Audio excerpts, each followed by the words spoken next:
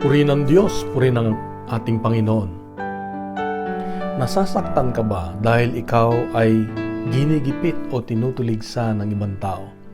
Dahil gusto mong lumapit sa Diyos at magkaroon ng pagbabago sa iyong buhay? Malala ko nung ako po ay nagsisimula pa lamang na kilalanin ang Diyos.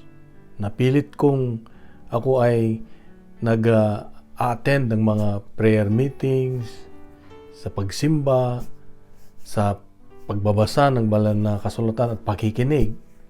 Marami akong mga kaibigan kasama ang aking pamilya, yung mga malapit sa akin, na ako ay tinatanong na bakit ko raw ginagawa ito? Bakit napaka-relihiyoso ko naman? Bakit napakabait ko naman?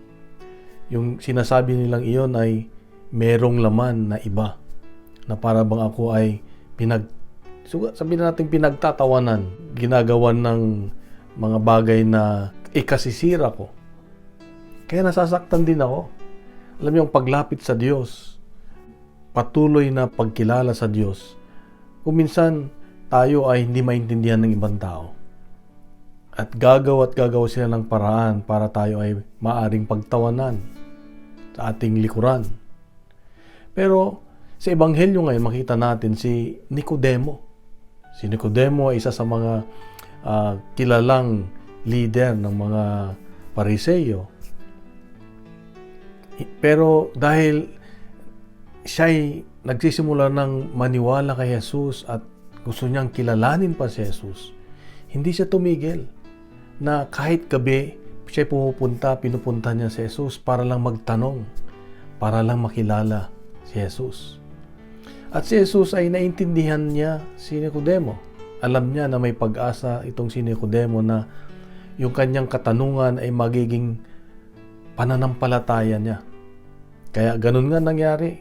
Ngayon ay isa ng santo si Nicodemo sa simbahan dahil sa kanyang pagtatanong, pagkilala kay Jesus. So ang paalala ng Diyos sa akin ngayon ay hindi tayo dapat tumigil. Gawin nating inspirasyon itong si Nicodemo na patuloy tayong lumapit sa Diyos, patuloy nating kilalanin siya. Huwag tayong paapekto sa mga sinasabi ng ibang tao. Ang pinakamahalaga ay yung relasyon natin sa Diyos. Relasyon natin na mapalalim pa. Dahil pag nakilala natin ang Diyos, nakilala natin si Jesus, magkakaroon tayo ng pag-asa at kalakasan sa buhay. Meron tayo laging kagalakan na wala sa iba, hindi natin makakuha sa iba. Kaya kapatid, huwag kang manghinawa. Patuloy kang lumapit sa Diyos. Dahil at the end, sabi nga nila, sa kaduluduluhan ng ating buhay, wala naman ibang tayong pupuntahan kundi sa Diyos.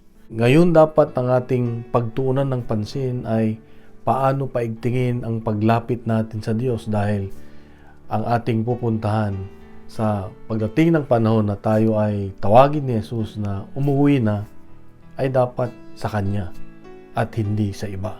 Kapatid, ito ang paalala ng Diyos sa akin ngayon na ang buhay natin, lalo na pagkatapos ng mahal na araw, pagsariwa sa muling pagkabuhay ni Jesus, dapat meron tayong bagong buhay na makukuha lang naman natin sa tulong ng Banal Espiritu Santo. Kaya kapatid, itong napakagandang balita ng Diyos sa ating ngayon.